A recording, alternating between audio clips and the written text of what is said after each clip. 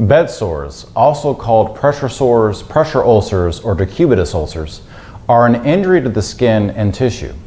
Bed sores are a serious problem in nursing homes, assisted living facilities, and even hospitals, and affect persons that have difficulty moving, like those in wheelchairs or those who are confined to a bed for long periods.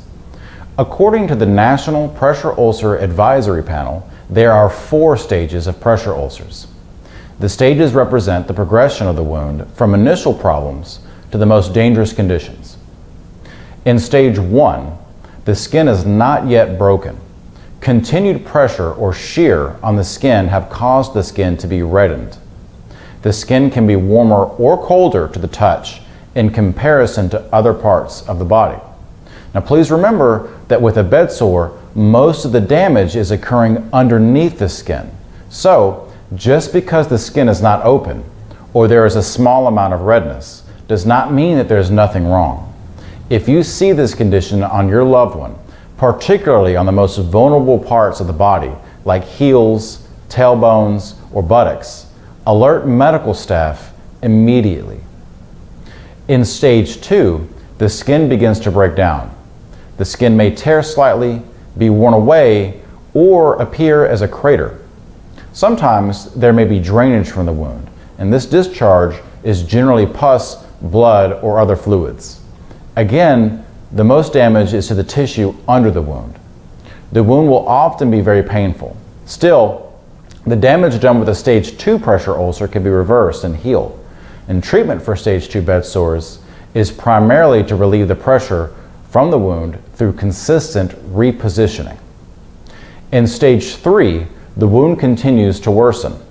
The injury is often a deeper crater and appears black.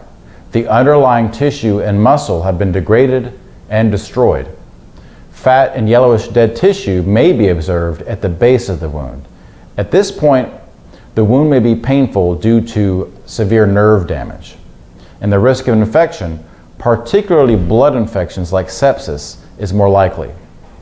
The stage 4 bed sore is like stage 3, but the wound is larger and the tissue, muscle, tendons, and skin become irreversibly damaged. The wound appears rotten and the odor can smell foul. Bone is often exposed as well.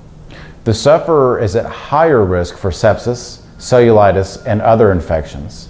Stage 4 bed sores are maintained through debridement, relieving pressure, topical medications, reduced friction mattresses and other devices, and strict diet and medication regimens.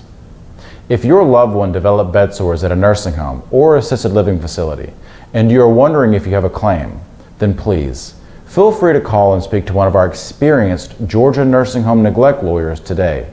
Our consultations are always free. And if you'd like more information about this topic, be sure to click on our other videos, or better yet, click the subscribe button to subscribe to our YouTube channel. Thank you very much.